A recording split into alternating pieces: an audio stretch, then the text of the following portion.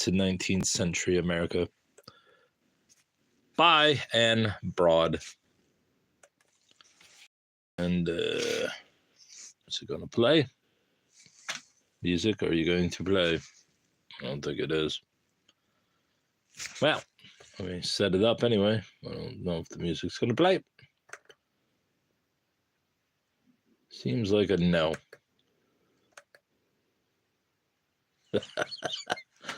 Good job, buddy. You've done a fucking bang-up job here. A real bang-up job. Right, I guess I'll just set up the tinger. The tinger, my bub.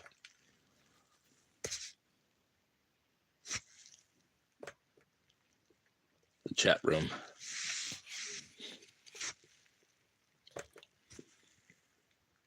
Most people think that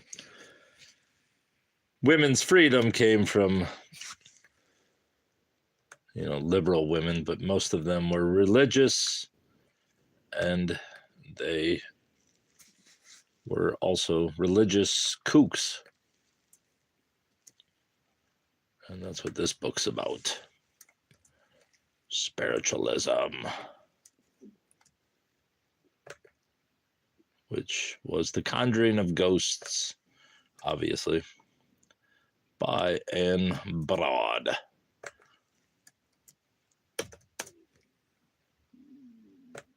Well, women's rights in 19th century America.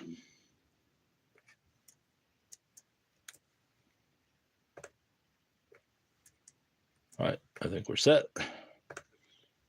Set with that. We add a thumbnail. Change. Radical. And my stomach is just churning there.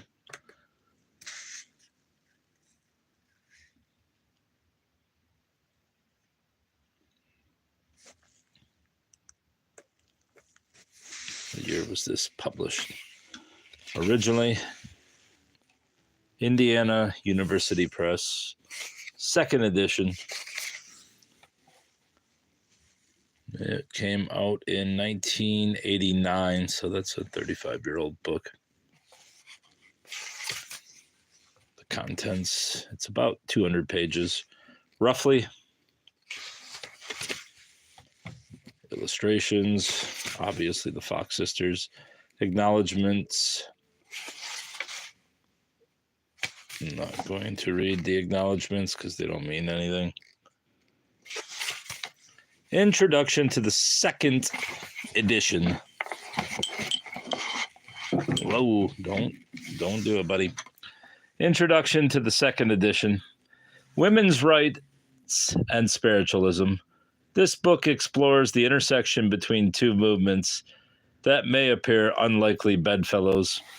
One of its goals is to suggest that they are not. I portray the compatibility of women's rights and spiritualism as a manifestation of the intersection of religion and gender at the deepest levels of American culture. Every religious worldview must participate in the construction of gender if it is to provide a comprehensive vocabulary of meanings and actions for managing experience and interpreting reality. All right, let me open the chat here. Close that. We should not be surprised then that a reform movement aimed at altering the roles and relations of men and women should find allies.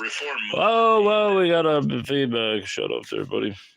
Aimed at altering the roles and relations of men and women should find allies, sometimes unwelcome, within a religious movement committed to critiquing basic theological principles and religious structures.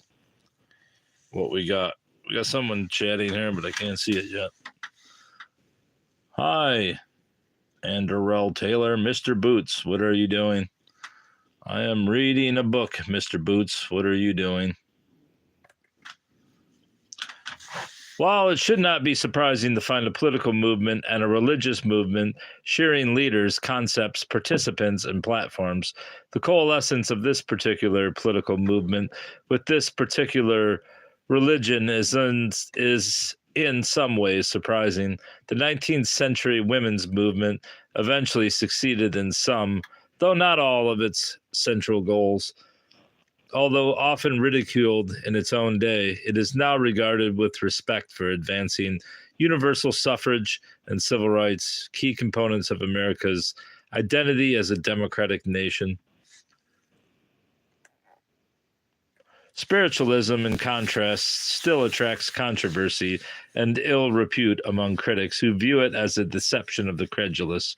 It is a testimony to the radicalism of the call for women's rights in the 1840s and 1850s that the religious movement with which it found most sympathy was one so much at odds with conventional beliefs. A second goal of the book, therefore, is to suggest that spiritualism should be taken seriously as a religion, making a legitimate response to 19th century theological challenges. The first and second goals merge in the focus on women's history. Taking spiritualism seriously, and I hope I turned to the right page. I did. As a religion means that the cadre of female mediums who spread the movement should be seen as religious figures rather than as impressionable dupes. When I embarked on the research that eventually became Radical Spirits, more than one person asked whether I really wanted to tar women's rights with the taint of spiritualism. Wouldn't that be bad for the movement? At the time, I viewed these questions as curiously inconsistent with the goals of women's history and religious studies. All historians, I believed, were committed to the quest for truth, whether or not they liked where it led. Historians of women in particular needed to restore what had been excluded from the historical record, not to impose new sets of blinders. Students of religion aspired not to judge specific faiths, but rather to understand and interpret them.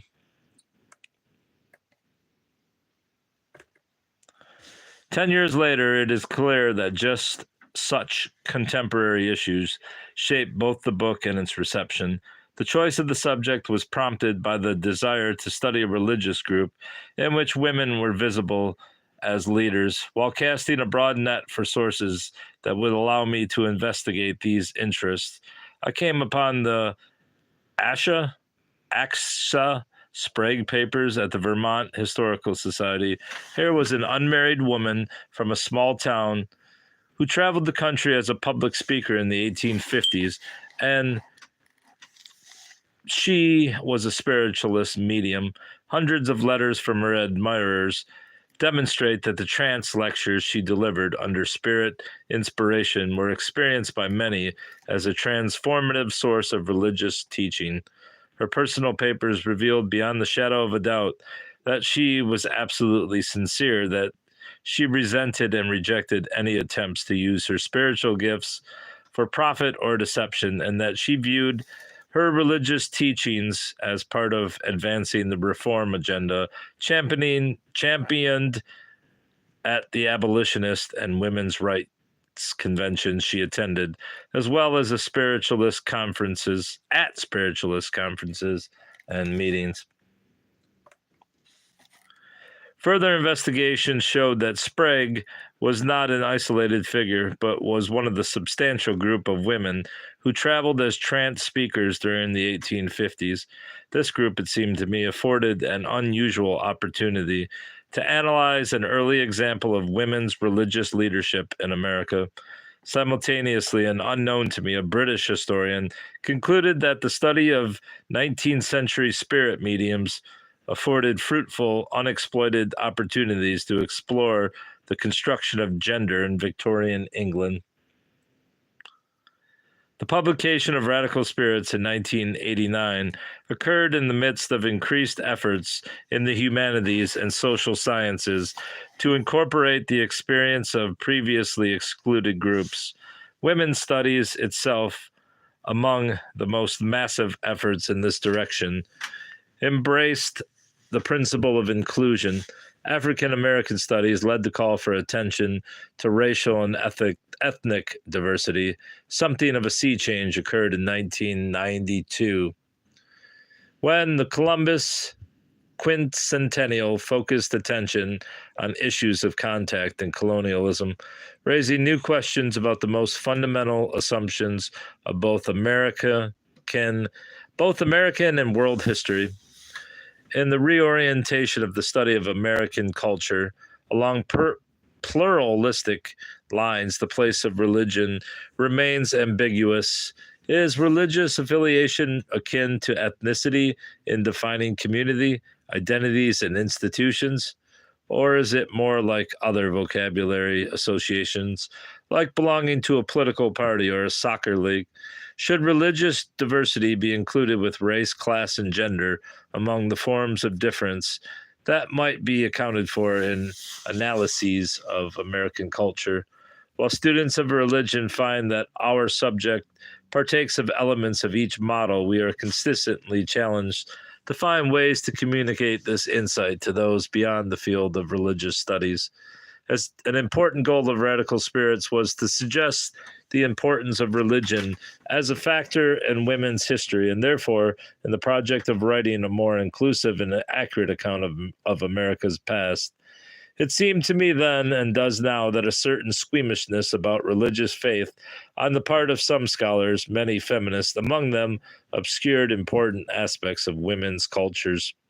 The rejection of religious belief and practice as analytic categories seemed, in some sense, to presuppose an opposition between faith and reason, and to privilege the side of the binary historically associated with masculinity. By ignoring or downplaying the role of religious motivations, experiences, and meaning systems, it seemed to me historians downplayed arenas of American culture in which women might be more important than in, say, politics, business, or international affairs. I hope that by demonstrating the religious motivations of historical actors who would appeal to contemporary readers, I might convince my colleagues to take religion more seriously. I hoped, for example, that by introducing the Rochester rappings from the point of view of dedicated Quaker abolitionists, I would encourage readers to question their own easy dismissal of spiritualists. My goal was not that readers should take spirit communication more seriously, but rather that they should take those who spoke to spirits more seriously, and that they should accept the beliefs in spirit communication as an aspect of those people's worldview. Whether as a result of Radical Spirits or not, spiritualism has been taken more seriously as a theological, intellectual, and social movement in subsequent scholarly treatments. Brett Carroll locates spiritualism among the primitivist and restorationist movements, Mormons, Shakers, Baptists, Disciples of Christ, and of course, Puritans, that sought to recapture Christianity's original order by eliminating later institutional and doctrinal developments. In his study of Henry Steele Olcott, Stephen Prothero depicts spiritualism as a stage in Olcott's journey toward Buddhism.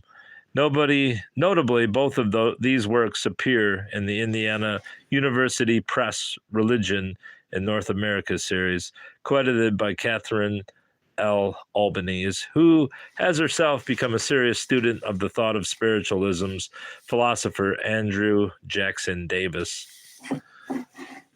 Respectful treatments of spiritualist history have informed new efforts to understand contemporary spiritualist communities. The photographer Bill McDowell has documented the community of Lilydale, creating haunting images evoking universal longings for immortality and harmony. In Casadega, the South's oldest spiritual community, a group of authors present a living spiritualist community with roots reaching back into the 19th century, combining architectural history, oral history, and photography with more conventional scholarly approaches. The book made an unusual departure by including an essay by a community resident about one of its prominent teachers, something that would have been difficult to imagine 10 years ago. And I lost my spot. Oh, there we are. By studying a successful community dedicated to a controversial faith, assumed by many to have been anathema in the evangelical South and to have died out long ago, they link contemporary movements to 19th century spiritualism. At Casadega, the New Age does not appear as a foreign element on America's religious landscape, but rather as a domestic product that is as American as the Bible Belt and is deeply rooted in our national religious longings. This last publication builds on several trends in scholarship that point away from perspectives that would dismiss spiritualism out of hand. Historians of American religion have begun to break down the barriers between margin and mainstream, between orthodox and heterodox, and especially practice and official religious teachings. David Hall and John Butler pioneered the approach in 17th and 18th century studies. More recently, Ann Taves and Lee Schmidt have extended it into the study of the 19th century, with important repercussions for the study of spiritualism. Each continues the tradition of interpreting spiritualism as an expression of both rationalism and romanticism, but departs from earlier accounts by considering other large religious departures under the same rubric. While I explored spiritualism's interaction with universalism, the Society of Friends, transcendentalism, Christian Science, and Theosophy, they have brought in Methodism, a movement that the membership of which outnumbered all of the others combined. Schmidt reminds us that angelic intimations of divine revelation continued to disrupt the world disciplined by Enlightenment rationalism. For scientific elites as well as for revival converts, he also draws attention to the broad and multifaceted influence of the writings of Emanuel Swedenborg, a key source of spiritualist cosmology. Taves, meanwhile, finds of evangelicals and spiritualists sharing common cultural precedents and models in the mesmeric trance. In addition to addressing spiritualist history, Radical Spirits was part of the expansion of the application of gender analysis to the study of religious history. As such, it found a warm reception among those interested in women's religious experience, expressions, and leadership. Contemporary readers found surprising resonance with the medium's struggle to find a public voice, sometimes inserting the discussion of mediumship into the debates engendered by Carol Gilligan's assertion that women express values in a different voice in her book of the same name. The question of women's religious leadership is in relation to theological innovation and to worship style has been deepened and strengthened by a number of subsequent studies. The connection between religion and reform has been explored in Nell Painter's biography of Sojourner Truth, as well as in Carolyn Gifford's careful selection from the diary of Frances Willard. Meanwhile, Judith Butler has pioneered a new approach to the discussion of gender, portraying it as a performance that constitutes an ongoing and contested process of cultural construction. The performances of mediums, both on the public platform and at private seances, highlight a gendered division of labor and communication with the divine. Such behavior suggests religion's substantial role in the construction, contestation, renegotiation, and performance of gender. Among the more audacious claims in radical spirits is the assertion that spirit mediums formed the first large group of American women to speak in public or to exercise religious leadership. The book documents the existence of 200 or so women whose careers as trance speakers during the 1850s and 1860s can be followed in the spiritualist press. The happiest possible outcome of such an assertion, and indeed part of the motivation for making one, is the hope that further research will disprove it. The most probable exception to this claim, Quaker women preachers, has received substantial additional attention. Rebecca Larson's study of 18th-century Quaker women preachers asserts that never before had so many women spoken in public before audiences composed of both sexes.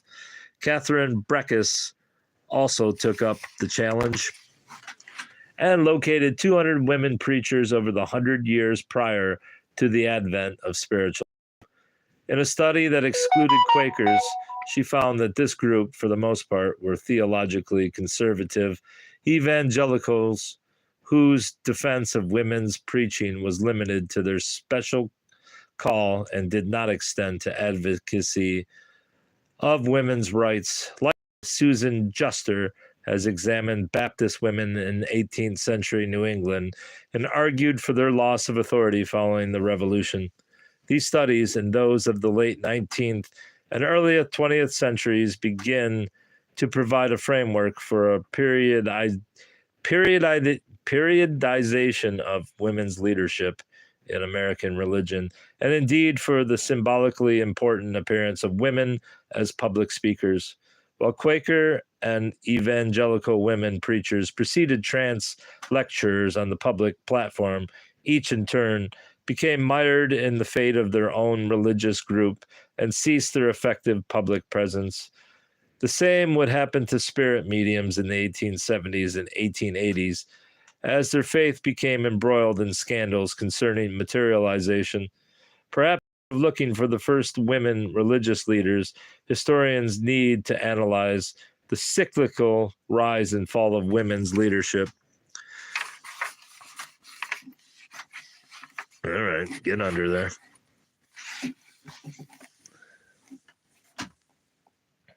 Women play significant leadership roles in a variety of new or emerging movements, only to have their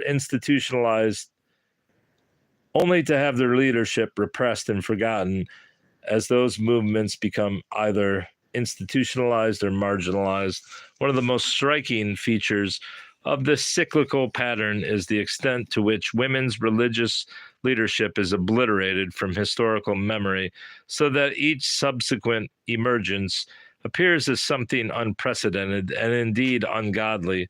One possible outcome of a fuller portrait of the religious history of American women may be to normalize the notion of women's ministry, as well as exposing the repeated construction of bulwarks against it.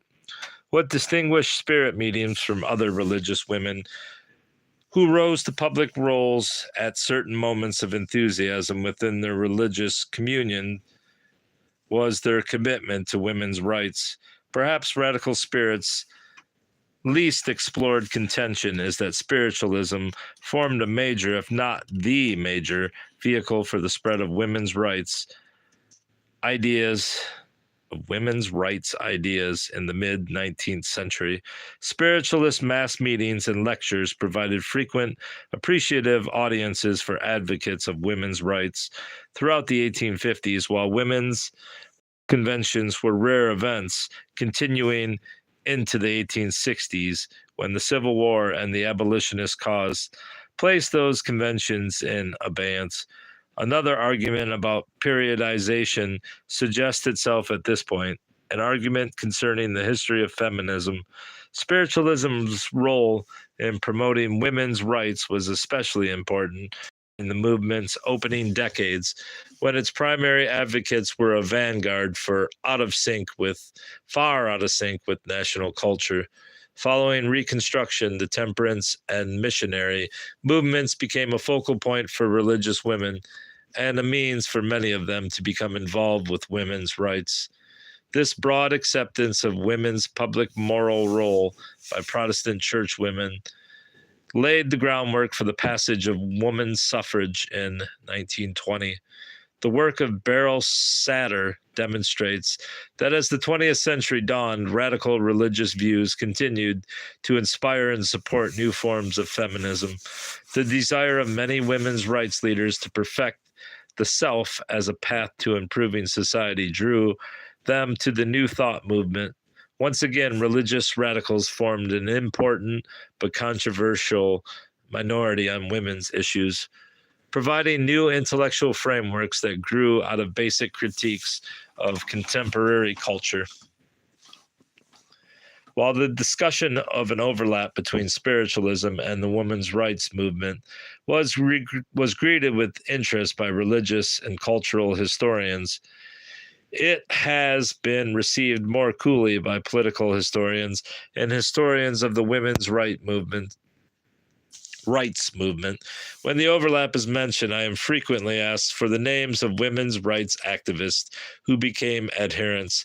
Upon learning that the spiritualists were not among the handful of well-known suffrage leaders, many dismissed the overlap as insignificant. They are disappointed to learn that among those in the vanguard of women's rights, it was Lucy Stone's sister-in-law, Anna Blackwell, Susan B. Anthony's cousin, Sarah Anthony Burtis, Elizabeth Cady Stanton's neighbors, Mary Ann and Thomas McClintock, and Lucretia Mott's dinner guests, too numerous to name, not the famous leaders themselves who espoused spiritualism. Separated by 1 degree from the most important women's rights activists, these figures, in part because of their unconventional religious views, play only a small role in histories of the women's rights movement. What distinguished those who adopted the new faith from those who did not? Often, not always, it was their radicalism. Sarah Grimke was probably the most important adherent among famous activists, along with regional leaders like Paulina Wright Davis and Laura DeForce Gordon.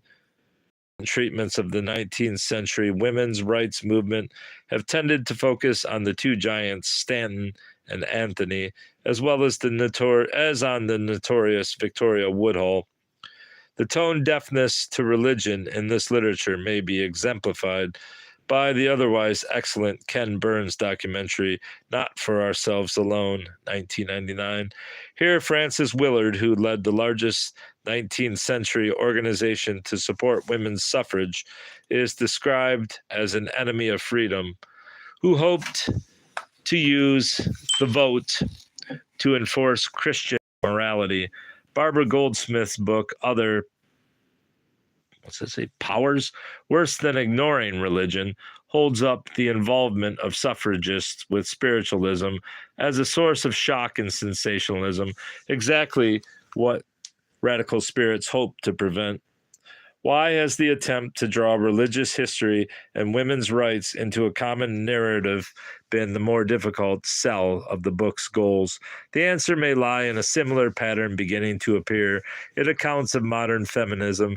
In order to understand the continuing concerns affecting the reception of discussions of religion and the 19th century women's movement, I would now like to explore the same issues in the emerging historiography of contemporary feminism. After 30 years, the history of the second wave is being written. A new literature of memoirs, chronicles, and historical narratives looks back on the activism of the 1960s and 1970s in order to recapture its excitement and distill its lessons from the generation that has come of age in the world that feminism helped to shape. This literature suggests that the squeamishness about religious faith evident in the 19th century historiography likewise pervades these accounts, and perhaps for the incorporating religion requires attention to popular activism in a variety of sectors of American culture, reaching far beyond the handful of famous leaders. In the new accounts of modern feminism, Incorporating religion into the narrative would also require the depiction of broad movement manifesting itself in diverse forms in different cultural arenas. The inclusion of religion within the historical assessment of feminism in both the 19th and 20th centuries is important for several reasons. First, it can help dispel the idea that religion and feminism are opposing forces in American culture. This assumption undergirds many articulated both within conservative religious circles and within progressive feminism. Some contemporary feminists assume that religious women suffer from false consciousness and that their allegiance to patriarchal religious organizations makes them incapable of authentic work on behalf of women. However, religious hierarchies of often, okay, I was going to say, what the hell is hierarchies of 10? Often discourage or prohibit women's public leadership and assume that those who work to improve women's status lack authentic faith. Both assumptions are based on misconceptions about the relationship between religion and feminism. Both make recurrent references to secular feminism, most often exemplified by the National Organization of Women, NOW. Even the history of NOW itself suggests problems with the characterization of feminism as an exclusively secular movement. An off-reprinted photograph of the founders of NOW begins to tell the story. It shows a nun in full habit standing next to Pauli Murray, the first African-American woman ordained as an Episcopal priest, standing next to Betty Friedan. In addition to including religious women among its founders, NOW in its early years included religion as an arena of feminist activism, sponsoring an ecumenical task force on women and religion among its early priorities. Similarly, Miss Magazine, from its inception, reported on feminist activity within religious groups. In 1974, for example, the December issue featured the first ordination of women in the Episcopal Church, as well as an excerpt from Mary Daly's Beyond God the Father, not good.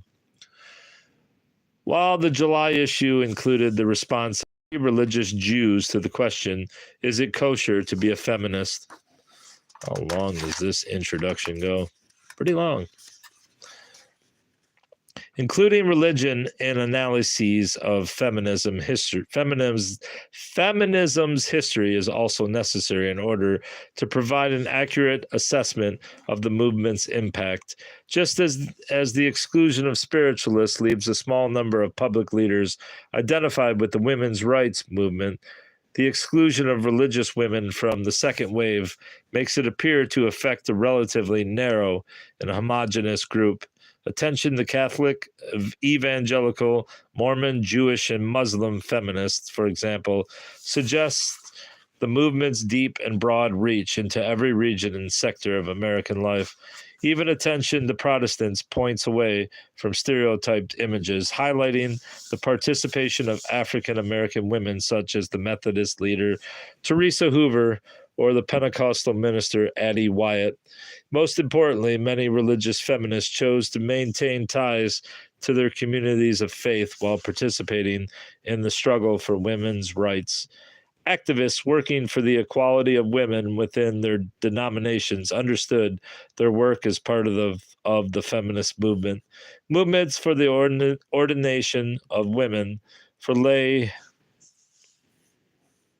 voting rights for women, and for inclusive language and liturgical reform reflected feminism's reach into a wide variety of religious groups. Explicitly, feminist agendas animated the Women's Ordination Conference, Catholic, Woman Church Convergence, United Methodist Women, and the Reimagining Conference, as well as Church Women United.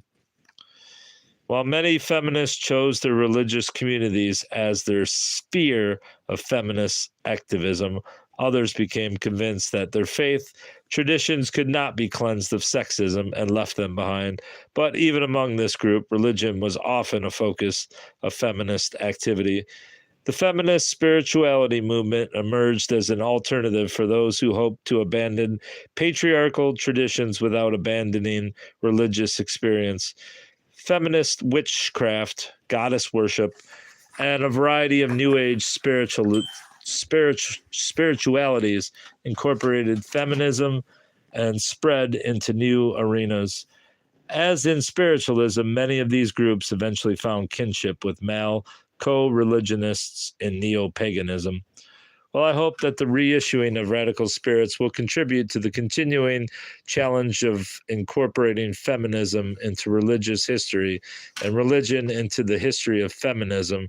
Surely the most salient and unique feature of women's and men's involvement with 19th century spiritualism lay in its promise to bridge the final separation of death. Some readers found the author of Radical Spirits overly circumspect about whether spiritualism could actually accomplish this, that is, about the authenticity of spirit communication and about the continuation of the individual identity after death, as much as I protested that it was the cultural meaning of spirit communication, not its authenticity. That was the subject of my research. Questions persisted, while the promise of communication with those who have passed beyond death continues to attract Americans to spiritualism. The continuing salience of this issue beyond spiritualist circles was brought home to me by one of the most unexpected uses of radical spirits that has come to my attention. A Presbyterian who leads a monthly regional service commemorating the losses of pregnancy uses the book in her ministry to those who have experienced abortion, miscarriage, or stillbirth. The book's graphic portrayals of the reunion of mothers with lost infants, she told me, helped to heal the self-inflicted wounds of abortion. She said that she had named each of her own 3 aborted fetuses and that she was glad that she had been able to be their mother, even for the few months she carried them, although she was estranged from her 3 adult children. Moreover, the assertion that the potential children of terminated pregnancies are not lost but are in heaven with Jesus has become a staple of evangelical post-abortion counseling, as has the advice to name and mourn aborted fetuses. I did not know whether to be more shocked that a conservative Presbyterian would use a book filled with heterodoxy in her ministry, or that an anti-abortion activist would find kinship with the radical feminists who populate this book.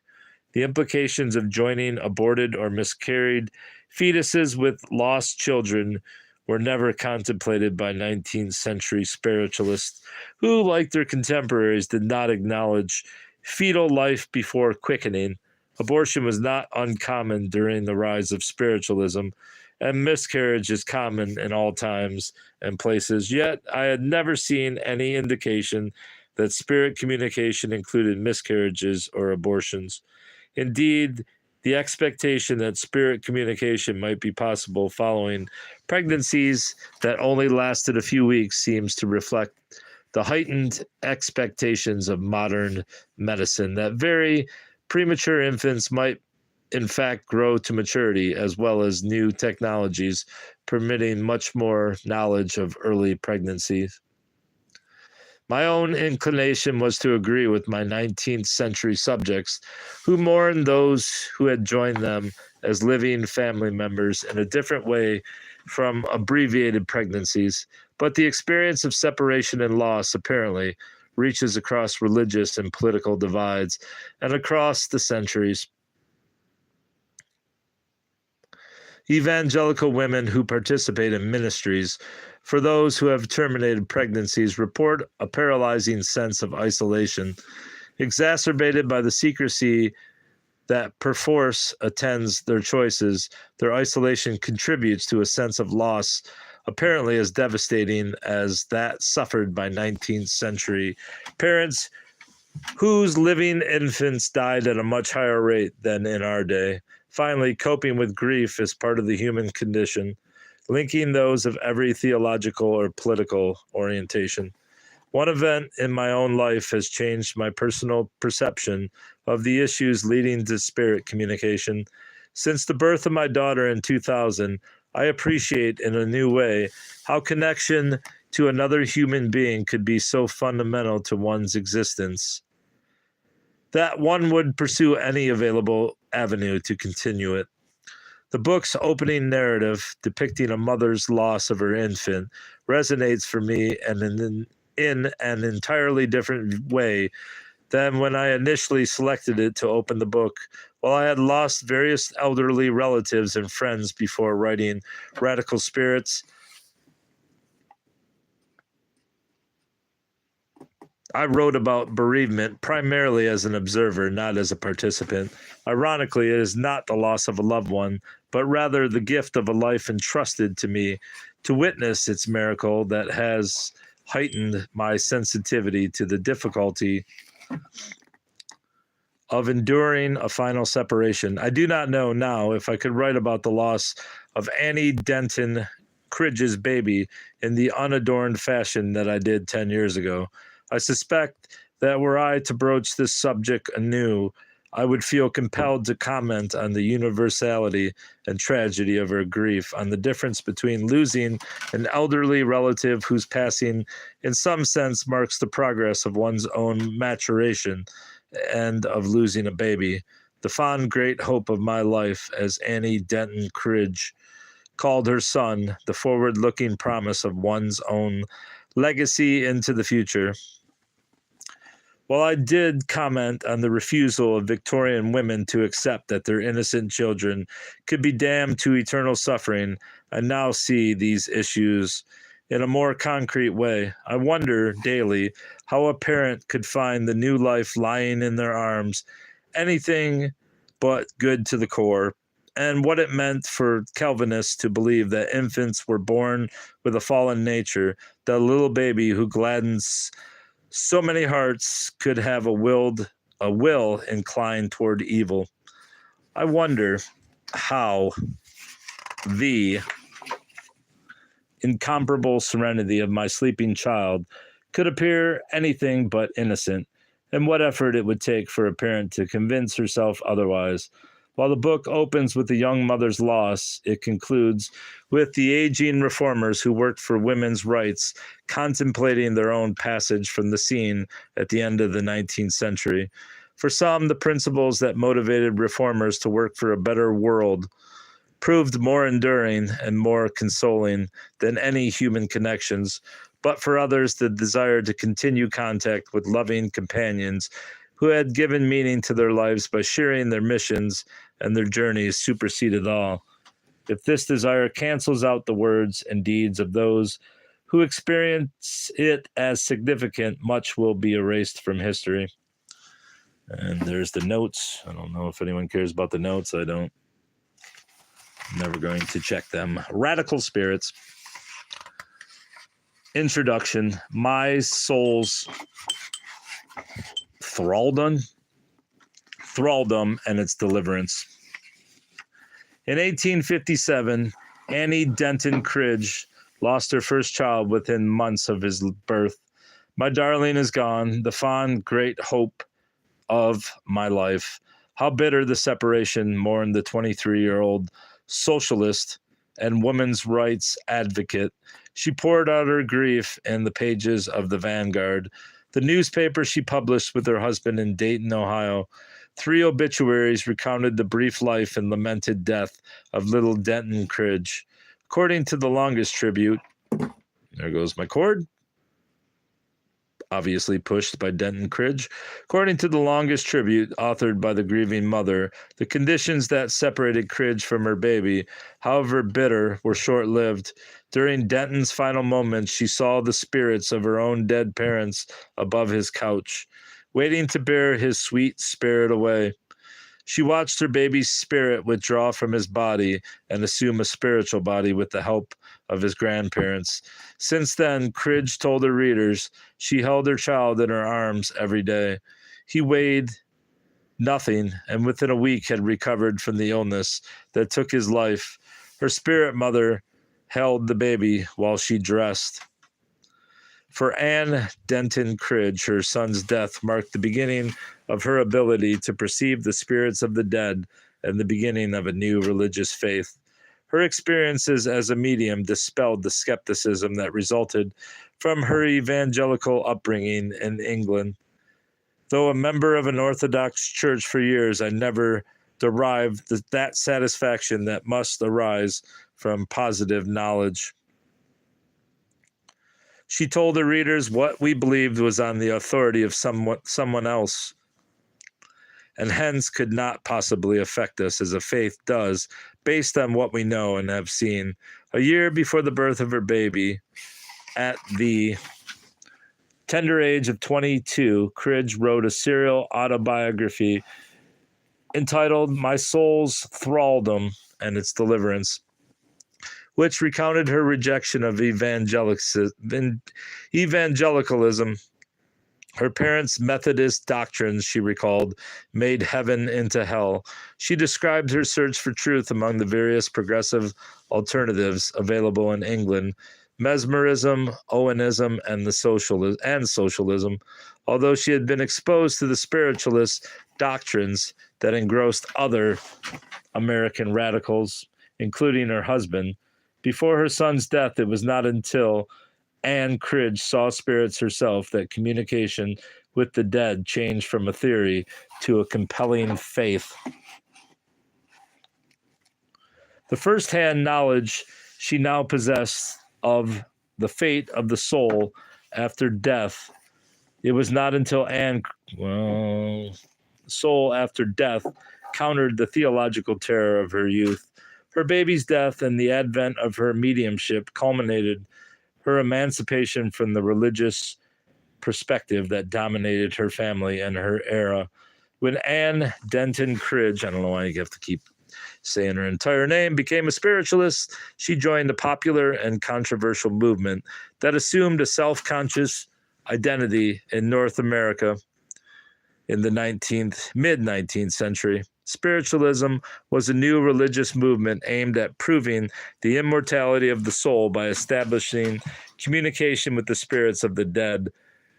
Whether reverenced or ridiculed, spiritualism was ubiquitous on the American scene at mid-century. For some, it provided solace in the face of bereavement. For some, entertainment. For some, a livelihood earned from the credulous. For many, it provided evidence of the immortality of the soul that formed the basis of a sincere religious faith. For iconoclast and nonconformist, it provided an alternative to the established religious order. It held two attractions that proved irresistible to thousands of Americans: rebellion against death and rebellion against authority. Spiritualism held a special attraction for activists such as Anne Denton Cridge, there's the entire name again, and her husband Alfred, who felt oppressed by the traditional roles assigned to men and women, found the entire social order in need of revision, and condemned the churches as perpetuators of repressive conventions. The only religious sect in the world that has recognized the equality of woman is the spiritualist, claimed The History of Women's Suffrage, edited by Elizabeth Cady Stanton and Susan B. Anthony. Written in the 1880s, the official history of the 19th century, women's rights movement recorded the equality of women as speakers and leaders throughout spiritualism's 37-year history and the movement's vocal support for women's suffrage. The History of Women's Suffrage described a religious group whose beliefs and practices committed it to fostering female leadership. They have always assumed that women may be a medium of communication from heaven to earth. The history observed that the spirits of the universe may breathe through her lips. Like the women's rights movement, spiritualism dated its inception to 1848 in upstate New York. The two movements intertwined continually as they spread throughout the country. Not all feminists were spiritualists, but all spiritualists advocated women's rights. I don't like the wording of that, and women were in fact equal to men within spiritualist practice, polity, and ideology. Certainly, as the history of women's suffrage stated, spiritualists were the only religious group of which this could be said. Detractors concurred in linking women's rights and spiritualism as illustrating the follies and delusions of the 19th century. At a time when no churches ordained women and many forbade them to speak aloud in church, spiritualist women had equal authority, equal opportunities, and equal numbers in religious leadership. While most religious groups viewed the existing order of gender, race, and class relations as ordained by God, ardent spiritualists appeared not only in the women's rights movement, but throughout the most radical reform movements of the 19th century. They led so-called ultraist wings of the movements for the abolition of slavery, for the reform of marriage, for children's rights, and for religious freedom. And they actively supported socialism, labor reform, vegetarianism, dress reform, health reform, temperance, and anti-Sabbatarianism, to name a few of their favorite causes. The goal of this book is to examine the nature and extent of the overlap between the women's rights movement and spiritualism in 19th century America. Why did spiritualism's heterodoxy appeal to men and women anxious to depart from the traditional social order and especially from existing gender roles? What made the new religious movement as a whole sympathetic to women's rights and to other reforms that horrified most pious Americans? This study analyzes the relation between the religious content of spiritualism and the radical social views espoused by its adherents. It explores why and how spiritualists made this unprecedented departure from accepted views about the proper roles and relations of men and women in and society. Where was this footnote from? Oh, over there. Spiritualists were the only religious group of which this could be said. Quakers, as the history noted, did have women ministers, but did not appoint women to select meetings that had authority over both men's and women's meetings, and censured members who spoke out on any political or reform subject. The outcome, I hope, illuminates the elusive connection between religious and political radicalism in American culture. Spiritualism was a religious response to the crisis of faith experienced by many Americans at mid-century, based on the view that contacts with the spirits of the dead provided empirical proof of the immortality of the soul. Spiritualism appealed to people in search of new justification for a wavering faith. For those no longer convinced by the evidences of Christianity, spiritualism provided scientific evidence of religious truth. Initially, it required people to believe nothing. Rather, it asked them to become investigators, to observe demonstrations of the truth of spiritualism produced under test conditions. In the seance room, it provided a way to remain religious for those disaffected from Calvinism or evangelicalism in the antebellum years, and for those disillusioned by Darwinism, biblical criticism, and the rise of science later in the century. Considering its own methods to be scientific, the movement participated in the optimistic equation of science and progress that bolstered the conviction of so many 19th century reform groups. Spiritualism's claim to be scientific may draw smiles for 20th century readers, but the contention was not unreasonable within the context of popular scientific knowledge at mid-century. Few people viewed science and religion as enemies before the Civil War. Rather, investigators of each understood themselves as pursuing related inquiries into the nature of reality. Antebellum churchmen and scientists alike viewed the physical world as one volume of God's Bible, in which God's will might be discovered in the laws he established to govern his creation. All scientists saw God's hand in nature, although spiritualists may have seen it more clearly than some. Furthermore, the major scientific discoveries of the 19th century initially appeared no more credible than the claims of spiritualists. When Samuel F.B. Morse went to Congress to request $30,000 to construct an experimental telegraph line linking Washington and Baltimore in 1842, he found little understanding of the principles of electricity in the nation's governing body.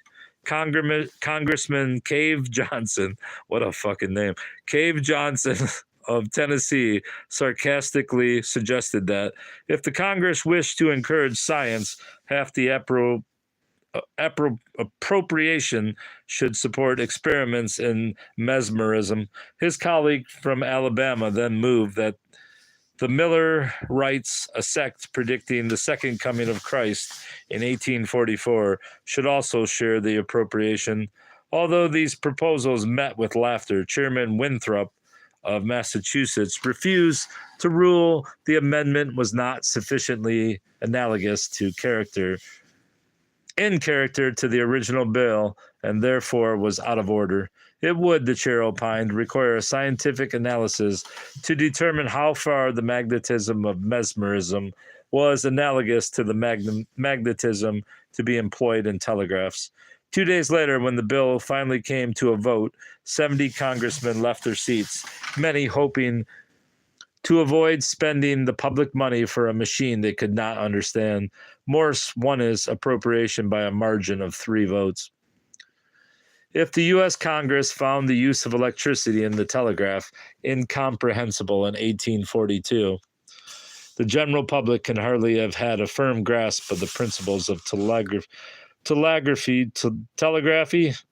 How do you say it? Telegraphy or telegraphy? 6 years later, when many of them found parallels between the instantaneous communication of messages over long distances by wires and what came to be known as the spiritual telegraph, the communication of messages between this world and the next through human mediums. Indeed, both those who wish to prove such communication authentic and those who wish to expose it as fraud used inaccurate descriptions of electricity to explain its source. Skeptics who wanted to discredit mediums required them to stand on materials presumed to be non-conductors of electricity, hoping to show that phenomena attributed to spirit was actually caused by electricity. One spiritualist called electricity the God principles at work, while another believed that the delicate organization of spirits enabled them to produce a refined species of electricity through which they communicated with living people. An early message attributed to Benjamin Franklin, a frequent communicator, gave credit for the success of the telegraph to the intelligence of disembodied spirits. Franklin's spirit message asserted that scientific advancement on Earth depended on the interest and cooperation of scientifically inclined spirits like himself. Science, as Robert Darnton has observed about late 18th century France, captivated the public by revealing to them that they were surrounded by wonderful invisible forces. Gravity and electricity could be proved to exist, but remained miraculous and inexplicable to most people. The strange forces that Congressman Johnson found equally absurd impressed many Americans as equally plausible. The first chapter of this study will describe the manifestations that struck spiritualists as convincing evidence of the possibility of communication with the dead. Most people initially investigated spiritualism in hope of communicating with a beloved friend or family member removed by death.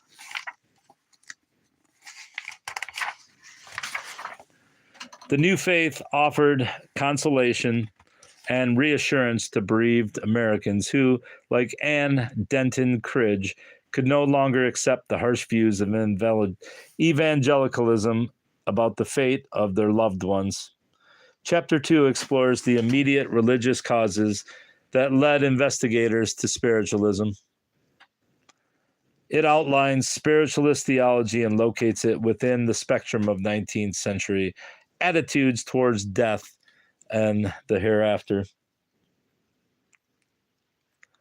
Because spiritualism asserted that divine truth was directly accessible to individual human beings through spirit communication, the new faith provided a religious alternative that supported the individualist social and political views of antebellum radicals. Spiritualists, in turn, adopted a radical social program based on the same individualist principles that supported its unconventional religious practice. If untrammeled by repressive social or religious strictures, spiritualists believed individuals could serve as vehicles of truth because each embodied the laws of nature in his or her being. Such individualism laid the foundation for spiritualism's rejection of male leadership over women, or indeed any individual over any other. Whether in religion, politics, or society, spiritualists believe that the advent of spirit communication heralded the arrival of a new era, one in which humanity, with spirit guidance, would achieve hitherto impossible levels of development. The new era would be characterized by the accomplishment of a broad program of progressive social reform and a complete reformation of personal life, while other radicals struggled to reconcile their commitment to individualism with their belief in the sovereignty of God. Spiritualists found in their faith direct divine sanction for advancing social change. Chapter 3 discusses the common personnel and the ideological basis that spiritualism shared with the early women's rights movement and the ties that bound both to the radical wing of the movement for the abolition of slavery. The prominence of women within spiritualism resulted from a staunchly individualistic form of religious practice. Feminist scholars have found that women have been able to exercise leadership where religious authority derives from direct individual spiritual contact or experience rather than from office, position, or training. Spiritualism produced an extreme case of these conditions, offering a unique opportunity for women to assume leadership. The movements viewed the individual as the ultimate vehicle of truth. Spirit communication could occur only through human mediumship. Individuals served as mediums for communication with spirits who revealed information about the divine order and the ultimate fate of the soul. Chapter 4 will analyze the role of spirit medium in order to explain spiritualism's unprecedented success in accepting and promoting women's religious leadership. Of all the changes in the social order advocated by spiritualists in order to improve the status of women, two stand out. What the hell is this? I can't read it because my phone's messed up. Of all the changes in the social order advocated by spiritualists in order to improve the status of women, two stand out. Chapter 5 explores the critique of marriage that made spiritualism infamous for its association with free love. Chapter 6 discusses a second issue that spiritualists viewed as crucial for women's emancipation, health.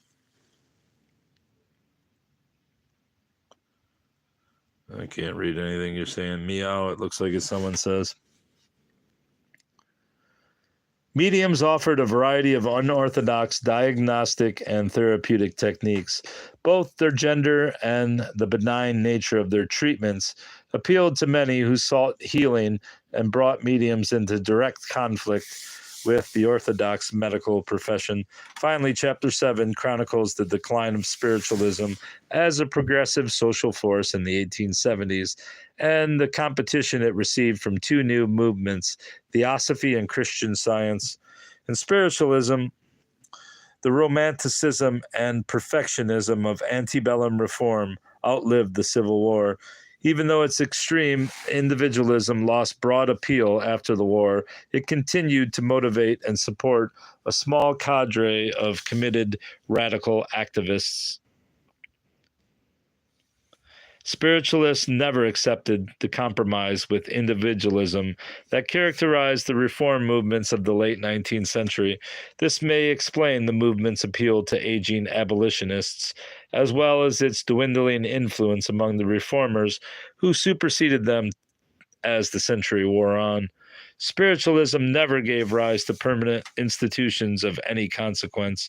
Spiritualists held conventions like any other movement of the period, but these did not result in an organized church or even a national council. The National Association of Spiritualists, the first of several organizations that still exist, was not founded until 1893. Spiritualists resisted the sectarian impulse that so many denominations decried before splitting from their parent bodies. These conditions present certain problems for the researcher. It is not absolutely clear who or what to study under the title spiritualism. The movement had no orthodoxy because it had no governing body or power that could label a subgroup as heterodox. Spiritualism accommodated a fairly broad spectrum of views. In keeping with extreme individualism of the movement, many lecturers presented descriptions of reality so unique that they had to invent their own terms to communicate their ideas. Not only did the movement have no orthodox doctrine, it had no membership because it had nothing for adherents to belong to. It had no official leadership because it had no offices for leaders to hold. Mediums received no training and no ordination. Who then was a spiritualist? Certainly anybody who claimed to be may be regarded as a spiritualist, but how shall we regard the many people who shunned public identification with the notorious movement, but quietly attended seances, consulted the planchette, Ouija board, or subscribed to spiritualist periodicals? Determine who was a spiritualist. It is also difficult to determine who was not. Many 19th century figures who were not associated with the movement turned to spiritualism in old age, frequently on the death of a beloved parent, child, or spouse. Spiritualism was in the air. It was available when it was needed, answering the religious needs of many who did not contribute to it as a movement. Because spiritualists have no generic identity, I will presume that a spiritualist is anyone participating in a spiritualist activity or idea. Some may object that self-identification is insufficient evidence that a person is a spiritualist, that frauds and charlatans must be distinguished from genuine inquirers. I see no reason to make retrospective judgments on this question. It concerns me only insofar as it concerned 19th century spiritualists. If someone was judged to be a fraud by contemporary co-religionists, I take that view into account. Any further judgments on my part would be comparable to judging the miraculous origin of any religion, a task that I do not understand to be within the competency of the historian. Many people have asked my views about the authenticity of spirit communication. The question has increased interest because of the current popularity of New Age, spiritual expressions that share many features with 19th century spiritualism. The practices of many features with the practices of channels in the 1970s and 1980s who attribute the messages they voice to external intelligence closely parallel those of 19th century mediums. Groups devoted to the recovery of past life experiences share much of the progressive outlook fueled by a sense of discovery that distinguished the spiritualist movement of the last century. These phenomena have reached a broad audience, though, through graphical writings of the actress Shirley MacLaine, whose interest in investigating spirit communication was strengthened by learning of the existence of 19th century mediums. The acceptance by many Americans of channeled documents such as A Course in Miracles and Seth Speaks have rekindled 19th century debates about what constitutes convincing evidence of spirit presence. As far as my own conclusions about the reality of spirit communication, I can say only that this is not the question that has motivated my inquiry, and that this study does not address it. To me, century spiritualism, like many of the spiritual explorations associated with the New Age, appears as an example of profound mystical experience and extraordinary self-deception tangled together in a hopeless melange. If this study sheds any light on New Age phenomena, it will be by increasing our understanding of the relation of comparable religious expressions to their social and historical context, not by making judgments about their authenticity. The mystery that has engaged my curiosity throughout this project is not the mystery of spirit communication, but rather the mystery of faith. I want to know why and how people believe the things they believe, and how social, political, and religious beliefs combine to form a comprehensive understanding of reality. In all times and places, some people talk to the spirits of the dead, and they persist in doing so, whether it is regarded as revelation, heresy, or insanity.